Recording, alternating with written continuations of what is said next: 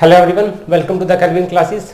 सो guys, जो हम पढ़ने वाले सॉलिड स्टेट का part number 9, density of a metal using unit cell parameters. Okay, density वैसे तो गाइस आप सबको पता है क्या होता है, मास पर यूनिट वॉल्यूम। लेकिन जो हमारे सॉलिड्स होते हैं वो बहुत ही ज़्यादा डेंस होते हैं, ये बात आपको पता है, क्योंकि कॉन्स्टिट्यूएंट पार्टिकल्स वो क्या होते हैं, बहुत ही क्लोजली पैक्ड होते हैं, राइट। सो कैसे निकलते हैं, उसका फॉर्मूला है, पहले वो ड्राइव करते हैं, उसके बाद एक दो न्यूमेरिकल करेंगे इस पर अच्छे वाला। ओके, सो देखो डेंसिटी का फॉर्मूला देखो क्या होता है। डेंसिटी किसके बराबर होगी गाइस, इसकी क्या होगा, mass of unit cell. Unit cell के पर्सपेक्टिव बात करूंगा मैं। Okay, mass of divide by volume of unit cell. Okay ना, कोई भी यूनिट सेल बना लो आप, जैसे मैं क्यूबिक ले लेता हूँ। मैंने आपको बताया था कि क्यूबिक ही हम जनरली यूज़ करते हैं, क्योंकि सिंपलेस्ट वन है और मैक्सिमम यूज इसका ही करते हैं, ठीक है। ओके, सो एक क्यूबिक यूनिट सेल बन गई आपकी, जिसकी लेंथ भी ए है, विड्थ भी और हाइट भी, ठीक है गाइस। तो वॉल्यूम ऑफ यूनिट सेल क्या हुआ, volume of unit cell that is equal to a cube. Guys क्या है, क्रिस्टलोग्राफी में जब हम किसी की एज की बात करते हैं यूनिट सेल की, तो किसमें पिकोमीटर में कंसीडर करते हैं, किसमें कंसीडर करते हैं, पिकोमीटर में। सी ए इन पिकोमीटर, मान लीजिए ए पिकोमीटर दिया हुआ आपको, है ना। सो क्या होगा आपका, ए इंटू 10⁻⁻⁻ कितना हो गया, 12 metre. Deci centi milli micro nano pico 10⁻⁻12 metre. Centimetre में कितना आ जाएगा, 100 से मल्टीप्लाई करो, ए इंटू 10⁻⁻10 सेंटीमीटर, है ना। So volume of unit cell कितना आ जाएगा, volume of unit cell centimetre में लेके आ रहा हूँ, of unit cell that is equal to a cube. So इस पूरे क्यूब कर दो, a into 10⁻10 centimetre that is equal to a cube into 10⁻30 centimetre cube. Okay, यहाँ तक समझ में आया ना। अब बात करते हैं mass of unit cell. Mass of unit cell क्या होगा इस आपका, mass of unit cell is equal to effective number of atoms, Z effective, कितने नंबर एटम है यूनिट सेल के अंदर। अगर मैं सिंपल की बात करूँ, उसमें एक होता है, आपको पता है, एफसीसी में 4 होता है, बीसीसी में 2 होता है, और सीसीपी में गाइस वो होता है 4। याद रखना मेरी बात, जब हम सीसीपी, कोई आपके क्वेश्चन में सीसीपी आ जाता है तो इक्विवेलेंट टू एफसीसी होता है। सीसीपी की जितनी भी आपको, अगर इसका कोऑर्डिनेशन नंबर देखो 12 होता है, इसका भी 12 नंबर ऑफ पार्टिकल्स 4 होते हैं, इसमें भी 4 होते हैं ना। तो जब भी आपको कहीं पर सीसीपी लिखा दिखे तो आपको उसको कैलकुलेशन जो एफसीसी के अकॉर्डिंग करनी है। ओके, सो जेड इफेक्टिव कैलकुलेट करेंगे into mass of each atom, mass of each atom. Okay, Z effective तो हो जाएगा कैलकुलेट। अब मास ऑफ ईच एटम कैसे कैलकुलेट करोगे गाइस, ठीक है। आप मोल कंसेप्ट में पढ़ के आए हो क्या, जो मोलर मास होता है, जो मोलर मास होता है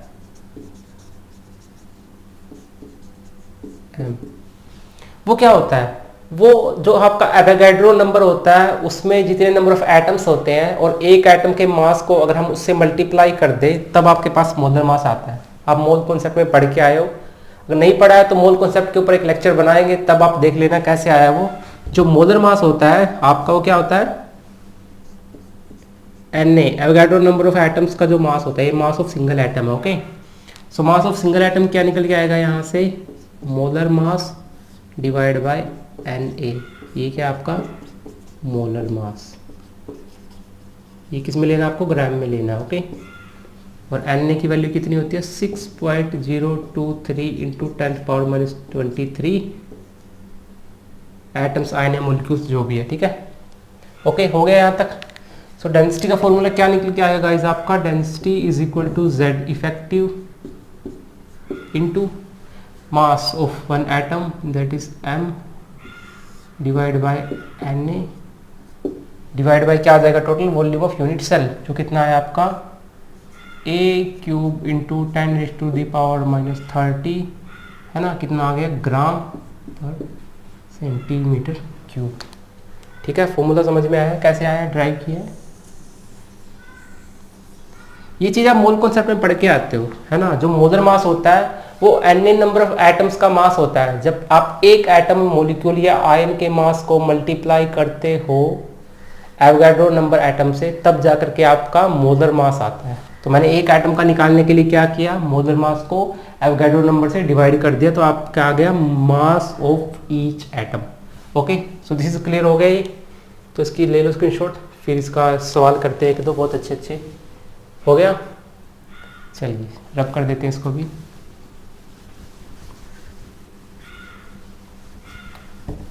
बस ये बात ध्यान रखना कि सीसीपी वाला अच्छा है, एक सवाल करवाऊंगा इसका भी कि सीसीपी की जो भी कैलकुलेशन है आपको एफसीसी के अकॉर्डिंग करनी है। ठीक है, सीसीपी पिछले लेक्चर में हमने डिस्कस किया था कि सीसीपी अरेंजमेंट होता क्या है। एबीसी जो अरेंजमेंट थी हमारी वो क्या थी गाइस, वो हमारी सीसीपी अरेंजमेंट थी। ओके, कोऑर्डिनेशन नंबर 12 कैसे होता है वो मैंने निकलवाया था आपको। सो फॉर्मूला क्या है डेंसिटी का, चलो सवाल कर लेते हैं। फिर देखो आपको क्या निकालना था, डेंसिटी निकालनी थी, है ना। सो आपको पता है डेंसिटी का फॉर्मूला क्या होता है, Z effective into mass of each atom, mass of each atom. Okay, और आपका हो जाएगा ये Na इंटू ए क्यूब इंटू 10⁻⁻30 ग्राम पर सेंटीमीटर क्यूब। यूनिट कन्वर्जन में अभी मत जाना क्योंकि पिछले में हम करके आए हैं, हमने फॉर्मूला ड्राइव किया था, अब आपको डायरेक्ट वैल्यूज रखनी है ना। तो सीसीपी जो मैंने बताया वो बिल्कुल एफसीसी की तरह होता है। तो जेड इफेक्टिव कितना होता है एफसीसी में, इधर लिख लो एफसीसी या सीसीपी, इन दोनों में जेड इफेक्टिव कितना होता है 4। सो यहाँ पर 4 लिखो। इसका मोलर मास कितना है 107.9। एवोगाड्रो नंबर की वैल्यू 6.023 इंटू 10⁻23 मोलर्स होता है ये। ए क्यूब, ए कितना दिया 408 का क्यूब इंटू 10⁻⁻30 ग्राम पर centimetre cube. Okay, so D is equal to 4 into 107.9 6.023 into 10⁻23 into 10⁻⁻30 into इसको मल्टीप्लाई करो 408 को, कैलकुलेटर यूज़ करता हूँ मैं, आप मत करना। 408 इंटू 408। ओके, यह आया आपका 679,17312। ओके ना, अब देखो अगर मेरे को इसको और इसको कैंसिल करना है तो इसके 7 डिजिट तक मैं डेसिमल ले आता हूँ, है ना। मतलब इसके 7 डेसिमल तक डिजिट 1 2 3 4 5 6 7 ये आएगा ना, 1 2 3 4 5 6 7। यहाँ पर जब यहाँ पर डेसिमल आएगा तो यहाँ पर कितना रह जाएगा 10⁻⁻27 रह जाएगा, 23 रह जाएगा ना। ओके ना, उसके बाद क्या, उसके बाद तो कैलकुलेशन ही है सिंपल, इससे ही क्या खा जाएगा इसको ही, है ना। सो डेंसिटी क्या आ जाएगी आपकी 4 इंटू 107.9 6.023 इंटू 6.79।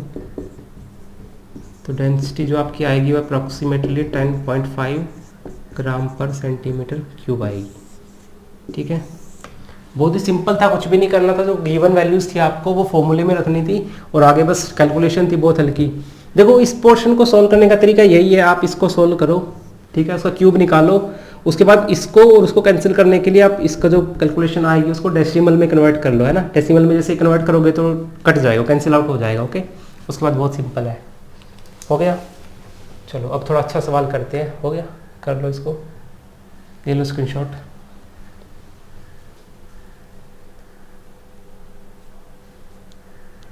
हो गया, चलिए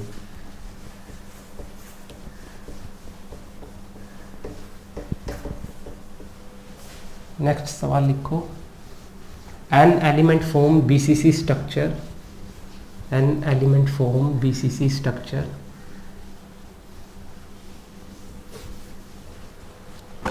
क्वेश्चन क्या है आपका, an element form BCC structure. ठीक है, तो यहाँ से आपका क्या आ जाएगा, जेड इफेक्टिव। क्वेश्चन को समझना है पहले से। अच्छा, हमें क्या निकालना है, फाइंड आउट द, और क्या दे रखा, हाँ, given that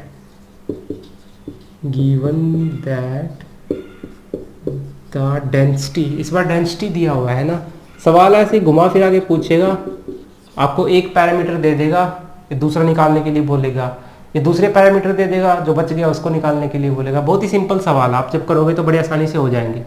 given that the density of the element is 7.2 gram पर centimetre cube and the edge of unit cell is 288 picometre. ठीक है, पूछा क्या हमको, फाइंड आउट, अलग से लिख देता हूँ मैं, find out how many atoms, find out the how many atoms are there in 208 gram of element। Question की सेंस समझो। सबसे पहले इसने क्या दिया है, इसने आपको सबसे पहले तो बीसीसी स्ट्रक्चर दिया है। ओके, क्या दिया है, बीसीसी स्ट्रक्चर दिया है। उसके बाद डेंसिटी दे दिया आपको, एज लेंथ दे दिया है ना। सो हमें क्या निकालना, हमें 208 ग्राम का जो एलिमेंट है उसके अंदर कितने नंबर ऑफ एटम प्रेजेंट होंगे, वो कैसे निकलेगा, दिमाग लगाओ। सबसे पहले आपको क्या निकालना पड़ेगा, उसका मोलर मास, क्योंकि जब आप उसका मोलर मास निकालोगे, ठीक है, जो एटॉमिक एटम दिया है तो एटम एटॉमिक मास जब आप निकालोगे तो उसमें कितने नंबर ऑफ एटम्स होंगे, Avogadro number of atoms Na के बराबर। चलो करते हैं, तब ज़्यादा क्लियर होगा अच्छे से। देखो कैसे होगा, डेंसिटी का फॉर्मूला लिखो, density is equal to Z effective into में क्या था आपका, mass of each atom, molar mass. Okay, Na into 10⁻⁻30 into A cube gram पर सेंटीमीटर क्यूब। ऐसे होता है ना डेंसिटी जो होती है, वो क्या दे रखी है आपको, 7.2 ग्राम पर सेंटीमीटर क्यूब। इनको अलग अलग कर लो आप, ये ग्राम में लिखो, ये सेंटीमीटर क्यूब में। ओके, ये इसके बराबर गिवन है, ये क्या है, गिवन है। तो हमें ये चीज़ गिवन नहीं है, ये हमें निकालना है। जेड इफेक्टिव देखो बीसीसी में कितना होता है, 2 होता है भाई बीसीसी में। 4 जो 8 कॉर्नर पे होगा, एक का कॉन्ट्रीब्यूशन कितना होगा, 1/8। सो 8 इंटू 1/8 प्लस एक सेंटर में होता है जिसका कॉन्ट्रीब्यूशन 1 होता है उसी यूनिट सेल में, तो 2 हो गया है ना। तो लिखो यहाँ पर सारी वैल्यू, खाली ये नहीं है हमारे पास। एन आपको पता है, ए भी आपको पता है, गिवन है। ए कहाँ पर है, 288 ये रहा। ठीक है, सो यहाँ से मैं एम निकाल लेता हूँ, बाकी चीज़ों को उस साइड ले जाता हूँ। सो एम की जो वैल्यू होगी वो क्या होगी आपकी, 7.2 इंटू Na मतलब 6.023 इंटू 10⁻23 इंटू 10⁻⁻30 इंटू ए की वैल्यू कितनी है, 288 है ना, 288 का क्यूब। ठीक है, चला गया सब कुछ, उठ के चला गया, divide by Z effective. Z effective कितना है, 2 है ना। तो इसको तरीका क्या था सोल्व करने का, 288 को मैंने बताया था आप 3 टाइम्स मल्टीप्लाई करो, ये वैल्यू जो आपकी आई है 288 वाली, ये कितनी आई है, ये आपकी आई है 238,878,878,72 है ना। जब इसको हमें कैंसिल करना है तो इसकी 7 तक डेसिमल ले जाएंगे, 1 2 3 4 5 6 7, सो 2.39। ओके,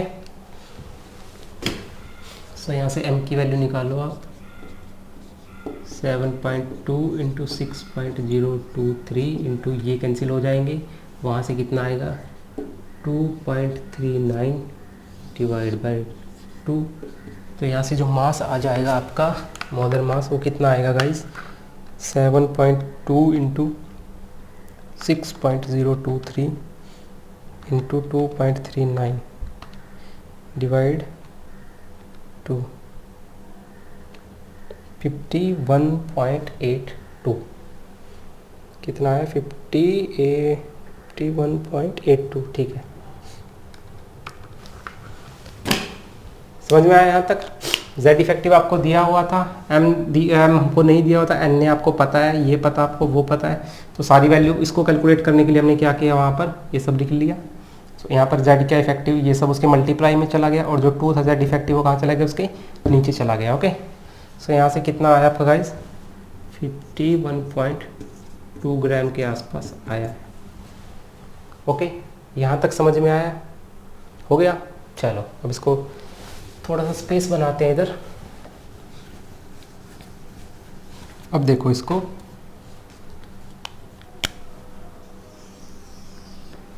क्या है गाइस, इसमें ये आया आपका मोलर मास, और जो मोलर मास किसके बराबर होता है, एवोगाड्रो नंबर ऑफ एटम्स के बराबर होता है। सो मतलब 51.2 ग्राम में कितने एटम्स हैं 6.023 इंटू 10⁻⁻23 एटम्स।